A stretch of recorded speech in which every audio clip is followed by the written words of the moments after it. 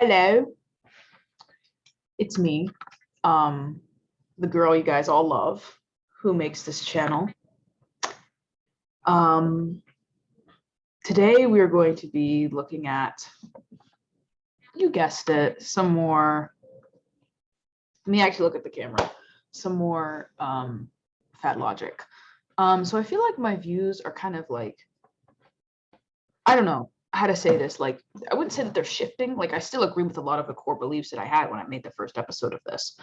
But like, I feel like I'm just being, as I read these posts and as I get more into the like fat acceptance community and stuff like that, I feel like I'm becoming like more accepting of these certain views and actually, being able to actually respond more reasonably to these um posts. Although I don't title this like series anymore. I used to title it, if you don't know, reasonable responses to fat logic or something like that. But that's really what my goal is at the end of the day, is just to reasonably try to respond to these things. Like, I don't, it's hard for me, and I see why people who are in debates and stuff like that get caught up in this, but I don't like getting caught up too much in like insulting or being mean or like purposely, like I just see this all the time, like people making, like, I like to make jokes. I'll make jokes all the time, but at the end of the day, I'll be like, okay, but let me actually consider what this person's saying. I'm not just going to make the joke and then run with that and then be like, oh, that's my argument, is the joke. Like, I don't want to do that. I want to try my best to look at what I'm like seeing, what the argument that they're making is, and then try to appropriately respond with my own argument. But sometimes my argument can be fuddled up and messed up. I didn't have time to like write this stuff down, because as most of the stuff is written, it's just coming from them and they're writing something that they think. For me, I just kind of have to say something on the spot. Like, it's not live, but like, I'm not gonna go, I don't edit these videos. So like, I can't just go back and do that. But anyways, I don't want to make this intro too long, but I just kind of wanted to talk a little bit more about what my goal is. I just don't want to look at these posts and be like, ha ha ha ha, and just a joke, and laugh at these people. I want to try my best to respond reasonably instead of just like, I don't know. I just see people who, especially like, not even just in this, but like in politics and stuff like that, they'll straw man a lot, or they'll pick one part of an argument that sounds a little bit ridiculous and then kind of just blow it out of proportion.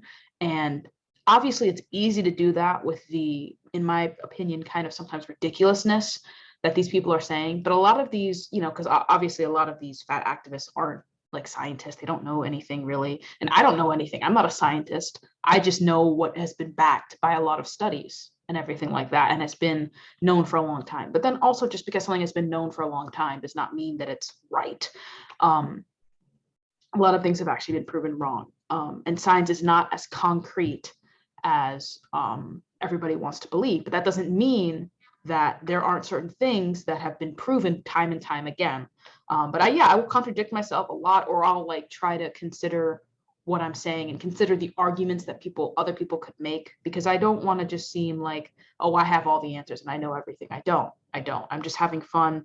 And for me, fun is reasonably responding to things. My friends don't like me for that, but that's my fun, and making a couple jokes here and there. I like to do that too, because I am somebody who has a sense of humor. So I'm gonna make jokes, but I'm not just gonna let that be the only thing. Okay, this has gone on long enough. I've talked for long enough, I can tell. Let's get into these things. This one I didn't like really care for, and then there's another one up here, because I always just do it from straight down. Like, that's what I do. And blind react, but this time I didn't blind react to this one. But let's just read this. I started reading it a little bit, but I didn't get all of it. A calorie deficit is eating fewer calories than you need. If you eat fewer calories than you need, you'll eventually starve. Let's continue. If you need, oh my God, I can't read. I just woke up also. Don't look at the time. So ignore that. If you eat 2,000 calories a day and start eating only 1,800. Oh, and then they put something in parentheses. Okay. To use broken but commonly expected numbers, putting aside the fact that measuring how many calories in food actually make it into our bodies is a very difficult, absorbent. I've heard this before. Metabolic rates are different. So a 500 calorie meal could be a 450 meaningful calories for one person and 250 for someone else. Or to put another way, calories are very inaccurate are a very inaccurate measure of what energy we actually get from food. Okay, so I think what I'm going to do today is I'm just going to respond to each point that that people make instead of trying to like after make a generalized thing, because then I have to reread a lot of stuff because I forget. So like the first thing that comes to my mind when I read this first part, like saying this is the hard part because they probably say more, and that's I want to. Okay, let me just respond to this point because this is in parentheses, so I might not follow that thing I just said I'm going to do. Anyways, so I've heard of that before, and I don't know much about the background of that, much about like how if I, let's say me compared to like a family member, if I eat like an apple, that's 95 calories. I only absorb like 50 calories of that, and then somebody else, another family member, absorbs like the whole 95. I don't feel like that's very accurate. And I'm saying that based on the proof that most people, like you just go to calories in, calories out subreddit here, most people, when they eat less calories, they lose weight. And even this, I'll say this, let's say that there are some people who, when they absorb things, they actually absorb less calories than the average person, or they absorb more calories, or what? I don't think they would absorb more. That's impossible. But let me just think about this. When you go online and you say, how many calories should I eat? And it tells you, oh, if you're doing 2,000 calories, only eat 1,800. They're giving you kind of a parameter. Usually it'll be like when I go on this thing called TD calculator to help me know how much calories would be good for me to eat. They give you a range, From what I've seen, I've never forced myself to eat an exact like amount. Like they just give you a range. They're not going to know like exactly what's going to work, but just having 500 calories less than your maintenance calories is what's going to help you lose weight. Like could actually that 500 less a day be only 300 less a day for me? Because or no, let me say it like this. Could that 500 a day that I'm making less actually be like, this is confusing. I'm getting confused by this. I'm trying to understand how to put it into an example, because I have a point, but I don't know how to make it in this person's like logic, but I understand what they're saying. I'm not saying they're stupid. I think it's just hard for me to like try to make a point. My point basically is that if you subtract any amount of calories from your diet, from your maintenance calories, especially if you are somebody who eats more, if you start eating less, it doesn't matter if you're exactly having a certain amount of meaningful calories, like this person says. If you start eating less, you're going to lose weight. And calorie counting is just something that helps with that, especially for people who have trouble with portion control and things like that, which was me. I had trouble with portion control. And sometimes at the beginning of my weight loss, I forget this, but I didn't calorie count for 2 weeks and I just lessened my portions. But then after a while, that's going to get harder to do once you lose, more weight, especially when you didn't start out like morbidly obese. Like I didn't start out morbidly obese. So I had to count my calories to make sure that I was still eating less, because I could have actually just been eating at my maintenance calories, which is fine. But, I did want to lose a little bit more weight. So yeah, that's what I just do to make sure that I'm staying on top of that. That's really what calorie counting is. Obviously, it's different for everybody. Some people definitely overuse it and restrict way too much. Not going to say that doesn't happen. Those are people who usually have eating disorders, or people who just have like disordered tendencies. But then there's also people who use it in the healthy and good way, just to monitor what they're eating. And for me, I like knowing how much is going into my body. It gives me reassurance. And if you think that that's toxic or whatever, that's fine. But for me, it's not. Sometimes, I'm not going to lie, there are certain tendencies that I feel I do make that are toxic. But then also I feel like calorie counting helps me make healthier decisions throughout the day, so I don't go out of control and just start eating a bunch of like crap that I don't need to be eating, and I'm not hungry, and then I'm eating past the point of being full. So that's what I'll say about that. But I can see where this person's coming from with the meaningful calories. Like, I just don't think that in the long run, they really matter if you're subtracting a substantial amount of calories from your maintenance. It doesn't really matter if, you have a couple less substantial calories than somebody else, or a couple more or whatever. I don't really think that matters person to person. So I wouldn't say that calories are a very inaccurate measure. I'd say that there's a lot more nuance into them, and there's a lot more. See, I'm getting so long-winded. I just repeated my point like 3 times. But this is a different point. I don't think that calories are the end all be all when it comes to measuring food. But I do think that they definitely help a lot of people when losing weight. And yeah, that's really it. Because no matter what diet you're doing, you are lessening the calories. And, I know you guys have probably heard that a billion times, but that's usually what you're doing. And calorie is what we use to measure, just like how there are many different units of measure for weight. There's, kilograms, stone, which always makes me laugh, pounds. There's all kinds of different units of measure. And there's probably different units of measure for food as well. And calories is just the one that we use the most. But nothing is perfect. Nothing is perfect, obviously. But this is the one that's worked for a long time and it's helped many people. Talking for too long. All right. Let's get into the next thing. Your body will very quickly go. Okay, so this is responding, if you guys don't remember, to saying if you only eat 1,800 calories in response to if you need 200 calories a day. Well, okay, your body will very quickly go, even that word again, I don't really like. Your body will very quickly go, hold up, I'm getting less than I need. Something is wrong, and will react accordingly. Every time there's not a magic small enough deficit. Wait. Oh, I get it. Every time there's not a magical small enough deficit that your body doesn't mind. Your body knows when it's not getting enough. It doesn't know why it's not getting enough. It evolved under conditions where the assumption will be that there isn't enough and will adjust its growth, cravings, metabolism, and energy outputs to try to survive what it perceives as starvation. You might not think your body is starving, but it is, and it's acting like it. And that's very bad for you. And it also won't produce meaningful long-term weight loss. Well, I know a lot of people, including myself, who would disagree with you.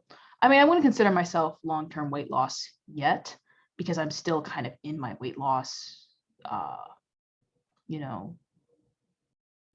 do I say this? Like, I'm still in the during phase of my weight loss. I have about like 15 more pounds that I'd like to lose, like 10 to 15, just to see like where I go. Like I don't have I used to have a goal weight in mind, but now I'm kind of like, well, if I get to this certain weight and I'm like, okay, this is enough. Like I'm good. I don't really need to lose any more weight. It's dependent on me. It's me. It's my choice, on the internet, it says that for me, a good weight would be 135 to 138. Right now I'm at 150. So I'd like to go down a little bit more. But if I'm in my 40s and I feel like I'm okay, obviously weight is different. It's very relative, but I think it's okay. I think that that's one thing that is true as well. Like weight is relative, not completely, obviously, but like if somebody my height, is, I'm 5'7". If somebody my height is 150 and they're fine and their body is proportionate and everything like that, then they're fine. They don't need to lose any more weight. They're at a normal weight. But if somebody like me who still feels like they could, go a little bit further and lose a little bit more weight, that's fine, and there's even some people who are maybe a little bit underweight, who are fine and they're not like anorexic or whatever. But obviously there are certain extremes and, it gets into kind of a sticky territory when, the person goes a little bit more overweight, a person goes a little bit more underweight. So that's what I would say about that. Like, I think even that, at least the calculators I use online, don't fail to mention that, have a range. Everything has a range. So this person is talking about the starvation thing, which I think that there is some credibility to that. I think, in my opinion, as somebody who has not looked into this as much as this person might have, when it comes to like the starvation mode and your body thinking that you're starving and all that, I think that it just makes it harder at the beginning to lose weight. I think that initial hunger and that craving that you feel when you begin to lose weight is going to be very common. Obviously, if you're going from a certain amount of calories that you're used to eating in a day, especially when you used to just overeat, and then you're going to like, 500 lower than your maintenance, which you were probably eating over your maintenance, of course your body's going to feel like it's starving. It's like, oh my God, what's going on? But then you learn that it's okay to sometimes feel hungry. It doesn't mean you need to starve, but like being hungry is not the worst thing in the world. That's actually our body telling us that we need to eat something or that we can eat something eventually, like when I was overeating, I never felt hungry, like barely. The only time I would feel hungry is if I was at some obligation that had us sitting for a long time and I literally couldn't eat anything. But if I was in my house, I could just go get a snack or whatever when I even felt the tiniest bit peckish or I just wanted something. But now I actually know the feeling of hunger and it reminds me to eat, you know? So yeah, I don't know everything about this. Somebody else probably has a better argument than me when it comes to the starvation mode or whatever. I don't completely 100% buy this, but I understand. I understand they didn't just come up with this. It had to come from somewhere. So there must be some kind of study or some kind of data that offers this, that talks about how, it's harder for people to lose weight because of this. But I just don't think it's not the end all be all. People have lost weight long term using calories in, calories out. And even if they didn't abide by the calories in, calories out specific diet, they either portion controlled, which makes them eat less calories, quit out fast food, which already is very calorically dense. If you switch from eating a fast food burger to just eating a burger you made in your home, it's going to be much less calorically dense. That isn't always the case. That's why counting calories is good. But for people who just do portion control, they are eating less calories in the long run. Somebody who does keto is eating less calories because let's say, oh, I love bread. Okay, I'm doing keto, cutting out all the bread. I'm going to eat less calories, obviously. So yeah, I think that long term, it works for a lot of people.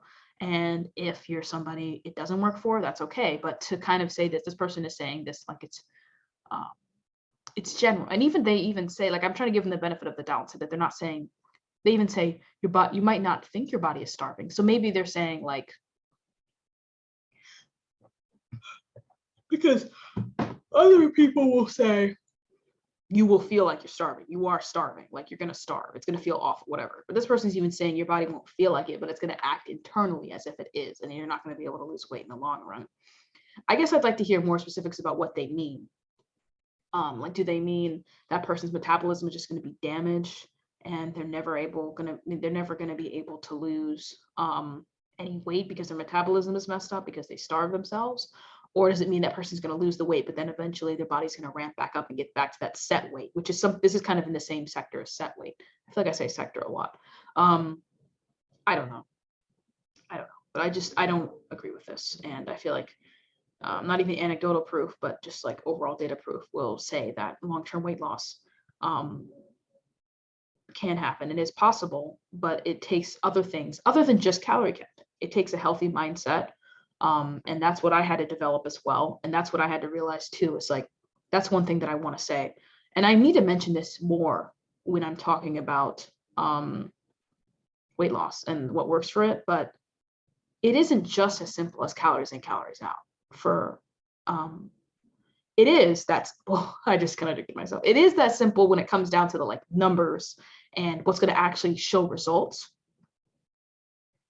But mentally, you have to be able to have a better relationship with food, feel different things about food. Like my relationship with food is very bad, and it still is. It's not the best right now. I would say it's very bad, but it was very bad in the past. Obviously, if I start thinking, ooh, if I start having a better relationship with food in my head, that's not going to physically, literally cause me to lose weight. But whatever I think, I'm going to act out on. What your thoughts are, follow your actions, usually. And so if I think, maybe I don't need to be eating all this fast food all the time, then I'm going to not buy fast food all the time. And it's not as simple as that. And it's a long journey, especially for people who have trauma and use eating as a coping mechanism.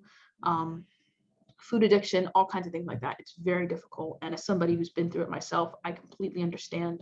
And it sucks, but it does not mean that it's not possible and that your body's going to go into starvation mode or whatever. And I just think that there shouldn't be lost hope, because that's what this person's kind of doing.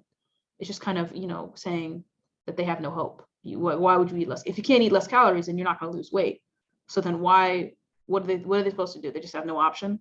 They're just kind of screwed, Okay. And also, what if you eat What if your body needs 2,000 calories, but you eat more than that? I know I didn't eat 2,000 calories a day. I know I didn't. I ate more than that. I ate like 3,000 probably on most days, or 250, 200, 2,500 or whatever. Like, does that mean that my body's going to feel like it's overfilled? Like it's what's the opposite of starving? I don't know, like overconsumed. Like, am I going to throw up?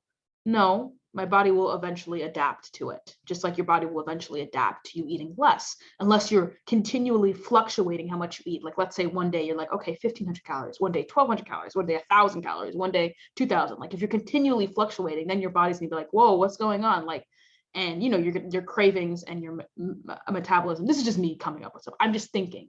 I'm thinking. But if you consistently do the same thing, I think your body's gonna soon learn to adapt. I feel like we're not really giving our bodies enough credit in this regard. It's just mentally, you know, you're going to have cravings and you're going to have things that you want that your body's going to respond to. But I just feel like it's not as cut and dry as you're just going to starve if you eat. And this isn't even 500 calories less. This is only 200 calories less. Like, is it really that serious? I really doubt that your body's going to think you're in starvation mode by eating 2,000 calories less than you usually eat in a day. Anyways, I digress. I actually read this the other day. I actually have something to say about it, obviously. Okay. What is the best way to make someone crave something? Simple. Tell them that they can't have it. Even if they say no 99 times out of 100, that one time is inevitable. And eventually one becomes two, which becomes four, and so on. Binging. Why did they do a period after these numbers? It kind of gets confusing. Okay, and so on. Binging is almost universally caused by restricting. Fact. So I think that this person is making a good point, and it is something that I've thought about for a bit. The fact that for people who have like binge eating disorder specifically, it might be hard for them at the beginning of their journey with the relationship with food for them to focus on just losing weight, and they probably would need to overall focus on just trying to get a better relationship with food and still eating less, because obviously they don't want to binge, and the binging is the overeating. And so I think that, you know, trying to go directly into a diet is not always the best, or directly into calories in, calories out. It's not always the best solution for everything that people deal with. And when this person's talking about binging, I'm assuming they mean somebody with binge eating disorder, because binging does happen for people who don't have binge eating disorder.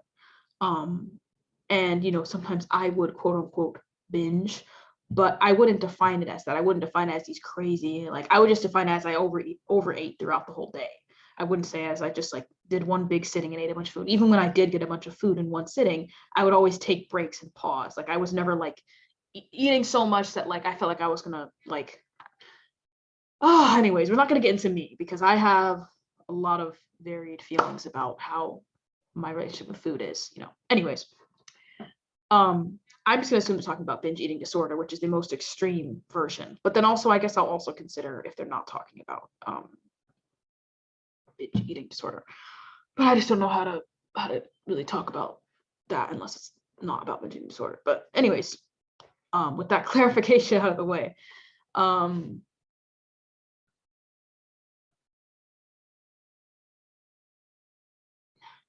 just to say that it's universal. I was just rereading it. Just say that it's universally caused by restricting. And why are they putting like asterisks? Is that for like trigger warnings? What that's already there. I've already read it. I can't unread it, you know? Or is it like, sorry, I'm gonna make a joke for a minute. Is it like I read up into the asterisk, I'm like, oh my God, it's a trigger. Okay, let me stop, you know? I don't know. I just think that's kind of funny. I don't know what they're for. Maybe it's just for like, so I don't know. There must be something, there could be some other reason. I'm just making a joke. Okay, but let me actually respond after drinking all my freaking water. Water is good, guys. Drink water. I think that in many cases, people with binge eating disorder will kind of do this thing where they will like restrict for a bit, and then like their cravings just get to them, you know, and they say, you know, tell them they can't have it. And that's another thing about mindset. If I tell myself, oh, I can never eat the Oreos in my cupboard right now, then I'm going to soon give in and eat a bunch of them. But if I say, okay, I don't need the Oreos right now, I'm not hungry, but I'll eat them later for dessert, then yeah, that's different. That's different. But it's different than just saying I can eat the Oreos whenever I want. Actually, let me have them for breakfast. Because in my mind, I feel like I'm a little kid. I want to eat food. I want to eat unhealthy food all the time. You know, when I wake up in the morning, I don't want to go in the microwave, go in the fridge and have to get stuff to make. I just want to get the Oreo. It's right there. All I have to do is grab it and put it into my mouth, you know? So if I give myself that complete and utter freedom, then I'm going to do that. But if I tell myself, okay, I'm going to make this food right now, it's going to be good, I'm going to enjoy it, I put effort into it, and I'll have the Oreos later after I have a couple of, healthier snacks, then that's better. I'm not being completely strict with myself. And obviously it's different for everybody. There are some people who can't even have those Oreos in their house because they're just going to eat all of them anyway, even if they try to work with their mind.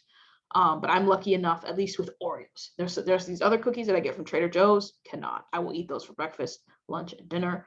But with Oreos, I'm lucky that I can do that. And that doesn't mean that I don't sometimes overeat on them. Even yesterday, I ate a little bit more than I really wanted to. But anyways, I'm just trying to use myself as an example. Even somebody in the comments of this said that, like, I'm not going to go into them, but like said that like binging can also be caused by trauma and stuff like that. It can be used as a coping mechanism. And that's very true. I was watching this one video that was really sad. It was about a man who had binge eating disorder. And he was like very overweight, like he was morbidly obese. And, from his childhood, he was traumatized. I forgot, like his family dynamic. I don't remember exactly what it was, but it was something really bad. And he would just like go into his basement and just start eating like sandwiches and things like that. And I think that there is one thing that people who are against fat acceptance, like me, or against the extreme version of fat acceptance. I'm not against accepting that it's like that people are overweight and that you don't need to be shamed for it. But where fat acceptance has gone in this direction, at least with this fat logic stuff. I feel like they kind of have this air of not really thinking that people who are in the fat acceptance community have tried to lose weight. Many of them definitely have, especially if they grew up fat and didn't just recently become fat. They definitely have tried to attempt to lose weight. And I think that that's something that even I forget. And so this man has probably tried to lose weight, and that's led him to certain binging where he's restricted. So I'm not going to say that it's impossible, this man I'm talking about from the video, but his binging came from him having a traumatic event. And it was a coping mechanism for him. And I think that that's very true. It's not always just from restricting. Restricting may, potentiate, I keep using that word, like I used it last time in the video. Restricting may potentiate binges in the future when the person becomes older. And I'm also just mainly more talking about somebody who has developed it in their childhood. I feel like that's usually where it would come from, but I don't have any specific data on that. Sorry, but yeah, I feel like it's not always, so I'm messing with my eyes. It's not always that simple, that they just, whenever they restrict. It's always caused by restricting. I think that there is many more. That's a kind of an all or nothing statement. But maybe they could also be saying that whenever somebody restricts, it's going to cause them to binge, which I would disagree. It depends on how much that person is restricting. Like there are a lot of videos on YouTube that like I get recommended because I like to watch what I eat in a day, just because I like to get ideas, because my brain is empty when it comes to ideas for food. But there's a lot that come in my recommendations, like saying high restriction, only eating 500 calories a day or only eating 1,000 calories a day. And it's like really bad. And obviously, if you're in that constant cycle where you eat only 500 calories a day, that's where you're starving. That's where you're not giving your body anything. That's like truly starving. And somebody might be like, well, how do we know what is starving, what isn't? Well, that's why there's something called a minor deficit. I'm giving myself a minor deficit by eating 500 calories less than my maintenance calories. Now, if I feel like that's too much, I can always raise it up a little bit.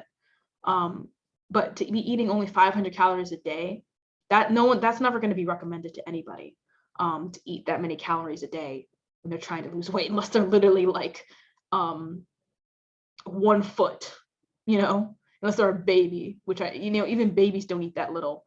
So yeah, that's where it's getting to a really restrictive thing. And then obviously that person's going to be really hungry and their body's going to be starving. And so then they're going to want food. So like this makes sense if somebody's restricting a lot, but the numbers that they bring up here is just like, that doesn't make any sense. But if they said like this person was eating, going from eating 2,000 calories a day to 800, then yeah, their body would feel like they're going into freaking starvation. Ignore this paragraph, but yeah.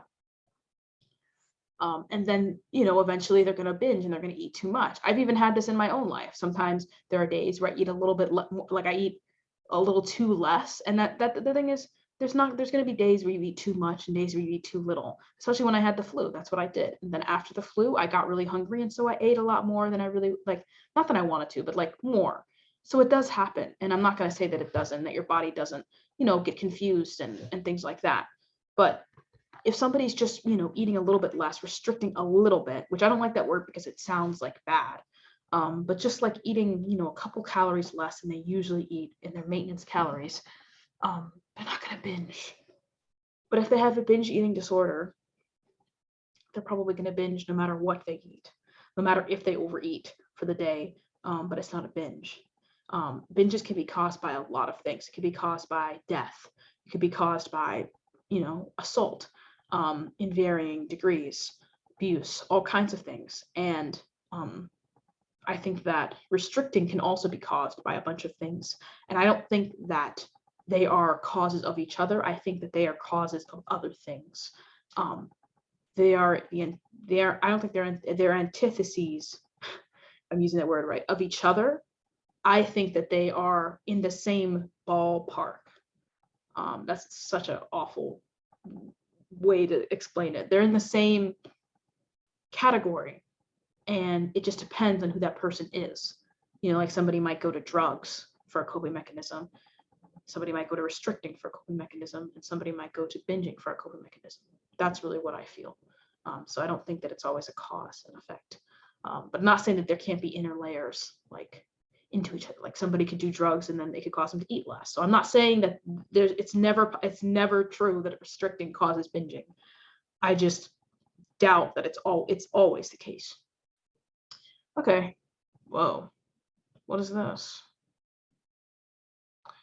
Don't really feel like reading that. Okay. Oh my God. Okay. Before I even read this, I will never tell you. I will never tell you that I'm going to eat this. I even said this the other day. I will never eat a burger with lettuce. And also they put the cheese under. Why did they do that? And they did that too here. What? That tastes gross, in my opinion. Anyways. No. And also our body needs carbs. Here are the carbs. These are actually the carbs. Anyways, that's me. I think that that's disgusting. And I would just rather eat the burger and take the calories, take the hit. I don't care. But if somebody wants to do that and they, it tastes good for them, it's crunchy, and they don't feel like they're torturing themselves, let them do it. Why not? They already have the carbs here.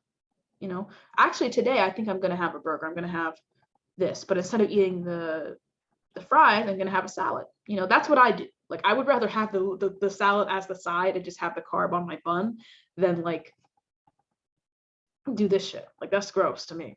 But that doesn't mean that I'm not gonna ever have, like 2 weeks ago, like before Christmas, I had a burger and fries and it was fine, and it was good. Like I'm not saying that I'm never gonna eat this, but if I'm trying to have a healthier meal because I just want to, I'm gonna have a salad or something on the side, and so I definitely was. There's a lot of toxic parts of diet culture. There is, and some of them, even on Christmas, people will like be restricting, and that's fine if the person wants to do it. If like let's say that they're obese and like they just have to follow a regimen, and if they go off track, it's going to really mess them up. Okay, I get it. But if you're like at a normal weight and you're freaking out, like even I, kind of, on the holidays, was freaking out a little bit. Then I was like reminding myself, like, it's okay. Like I'm having a good time. I'm enjoying time with my family. The last thing I want to be thinking about is like how much I'm eating. And so I just let myself, eat what I wanted. And, I'm always afraid that I'm going to get back into that, mindset I used to have where I eat too much and eat a lot. And there are going to be days where I live like how I used to live, where I ate fast food all day and stuff like that. But it doesn't mean that my life is ruined and that the day is ruined, the week is ruined. But yeah, I can see where where this person is coming from who made this post.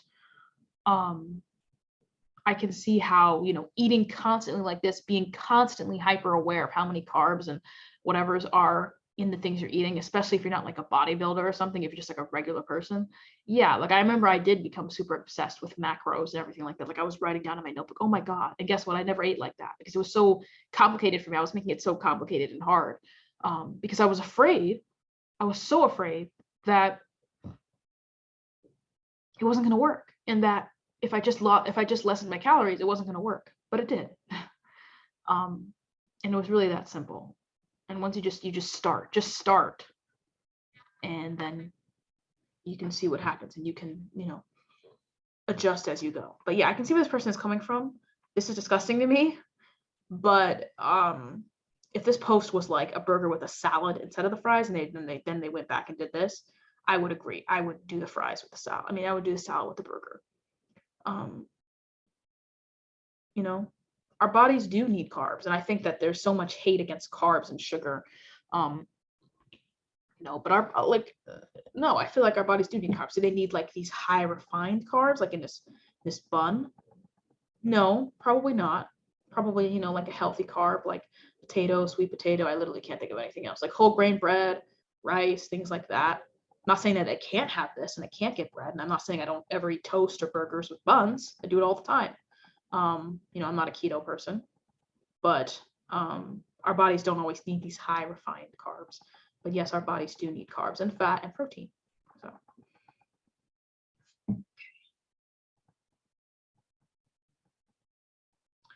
If you've never had to measure a chair to make sure you would fit your body, you're enjoying the privilege of accessibility. So this sounds like more like consequences rather than privilege. Goal weight thin privilege. Oh my God, that's funny. Well, I'll definitely say this. I don't know. I feel like when they say words like accessibility, it gets me because they refer, like, that's a word that's used for people with disabilities, like, making it accessible ramps and accessible ways to get into buildings and stuff like that. Accessible campuses for people who have disabilities, at least in my college. And it just kind of makes me a little bit upset. I got really upset last time when somebody compared disabilities to being fat. Because yes, I'm not gonna lie, being fat does disable you, especially if you're morbidly obese. It does disable you. And that's the thing. Like, there's so many contradictions. But the thing is, I think it's the same thing as feminism and the same thing as other movements. Nobody agrees with each other. I feel like I just want to see two fat activists disagree with each other. I feel like they're all kind of in this sector. And there is TikToks where like fat activists will disagree with like mid-sized fat activists, but I just want to see two obese people talking to each other about their certain issues and in fat activism and see what they have to say. Because the person who says, oh, like, but then also I feel like they agree with this. Like, this person saying that you don't have accessibility if you're disabled into a chair. And do they mean, wait, no, what did I just say? This person saying that if you don't have to fit, you don't have to measure a normal sized chair to make sure that you fit in it, that you're experiencing the privilege of accessibility. But then other people will say, oh, I'm obese, but I'm healthy, or I'm obese, but I'm not, like, I feel fine. There's nothing wrong with me, But if you are disabled by your fat, then how are you fine? And I guess their response would be, well, the world is what the problem, not me.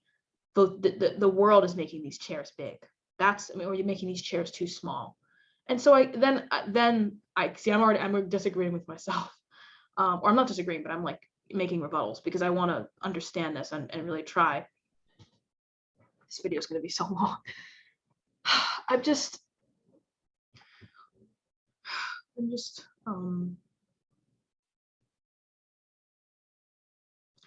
at a loss for understanding here, or not a loss for understanding, because it is a consequence of being overweight. And being overweight is not a conscious choice somebody makes, or it's not, like, not always. Like if I ate when I was overweight and I ate really bad one day, I would be like, yeah, I know I just contributed to continuing to be overweight. But as I was eating, I wasn't saying, oh yeah, like this is gonna make me so fat. Like, and maybe I was, but like it's not, it's like it's hard to decide if being overweight is a choice. It's a continual choice that's made by habits that are hard to break. That's good. But that's what I would say. And it takes a lot of strength and discipline to get out of that choice. And it takes you wanting it. And I really wanted it. So that's how I was able to break it. Break free. I said that from a song, but I was so off key. But my point is, using this word accessibility as if they can't make themselves accessible to that seat. They can never make themselves accessible is wrong, because they can. Would it take a couple months and they probably wouldn't ever need to sit in that seat again? Maybe. But to use the word accessibility as if you're a disabled person who is in a wheelchair and cannot recover, or you're a blind person who cannot see and cannot recover, it's just kind of icky to me. I don't think that they're intentionally trying to use those words to trigger anybody who's disabled. Obviously, I don't think they're doing that. And I'm not disabled, so I'm not trying to say I'm offended for disabled people. That's not my place. But I just feel that there's something wrong with using that kind of wording, and I just wish that they would be a little bit more considerate to people who are actually disabled. And by actually disabled, I mean people who cannot change their condition. And I'm not going to say that there are certain disabilities out there where they can change. I just have a hard time thinking of any that come to the top of my head. There might be certain people who have chosen to get amputated, so they don't have a disease. That's literally the only thing I could think of, but they're kind of not really given a choice. Like, hey, do you want to die, or do you want to get your leg amputated? Let me get my leg amputated. Yeah, that'll suck, but I'd rather not die, at least early, and these fat people have a choice.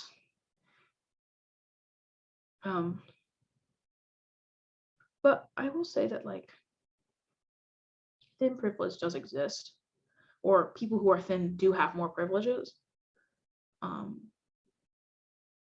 And I don't really know how to think of a response to that. I guess my response would be to focus on something else. There are many privileges to many different things in this world, depending on your physical attributes. Sorry, I think of this awful video I saw. Like, people who are shorter can't reach things. I have height privilege over people or over little people, or even just over people who are shorter than me. And people who are small people, like actual small people or little people, I forget which one is used. They're made fun of, they're discriminated against, But I think obviously fat people are a lot more, because it's seen as a choice and things like that. Like, I know a person would get ridiculed in a restaurant if they made fun of somebody who was little, but if they made fun of somebody who was fat, it probably wouldn't be as important. But I think that that's something we need to consider, is that being fat is mostly a choice. And I'm not saying that means they deserve to be made fun of more, but I think it's something that needs to be considered when we're talking about disabilities and, like, people who no matter what they do cannot change their situation. So yes, I'm enjoying privilege of accessibility. And yeah, maybe we could make the chairs a little bit bigger, especially if it's like it's like an office where there's going to be a lot of overweight people. And this world is not really built for people who are obese. And my argument to that would be, like, yes, the weight of people is increasing, but I don't think most of the people in this world, I don't think most of the people in this country, or even in this world, are so big that they cannot fit in chairs. I think that that's a minority still, but I have no idea. But I feel like even when I was my highest weight, I didn't struggle to fit into chairs. That's like when you're morbidly obese, I feel like. And that might not always be the case. Like there might be somebody with really big hips, you know. Do I have privilege of accessibility when it comes to hip size? Okay, I think this might be my last one.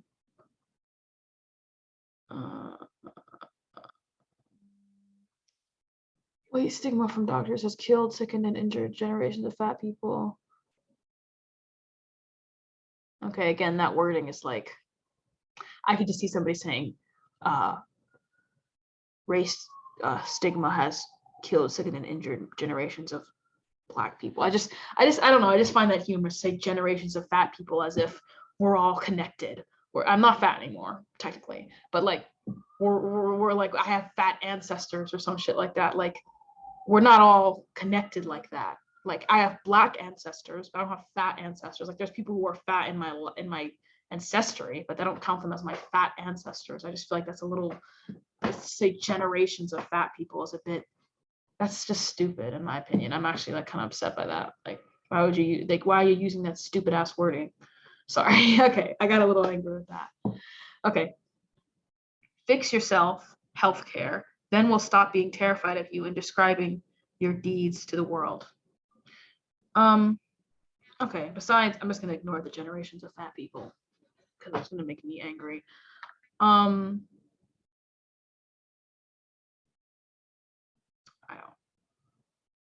I'm just gonna say the same thing that I always say. There are doctors out there, a lot, who discriminate based on weight. There are also a lot of doctors out there who are very considerate and don't do that. And I think that a doctor simply mentioning that you have gained weight and that it can become unhealthy and trying to give you diet practices is not fatphobic. I think that there should be better ways that doctors suggest weight loss other than just telling you to diet and exercise. I think that they should give you, especially if you have good health insurance, like diet plans, exercise plans, mental health kinds of things like that, ways to work with people who can help you change the mental barriers you have between you and your relationship with food, other things like that. Because it's not as simple as just telling somebody lose weight, you need to lose weight, without actually giving them a solution. So I think that there does need to be more done about that, but I would not contribute that to weight stigma.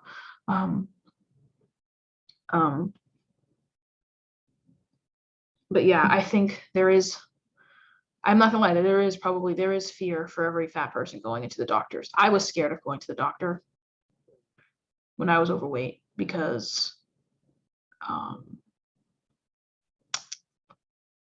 why was I scared?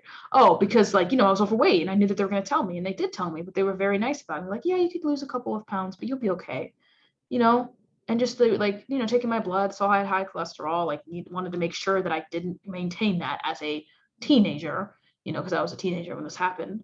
I think most doctors, when they do talk about it, they're not like being incredibly like mean and rude about it. And I'm not saying that there aren't doctors out there who are being blunt and like just like looking at the person and all they see is that.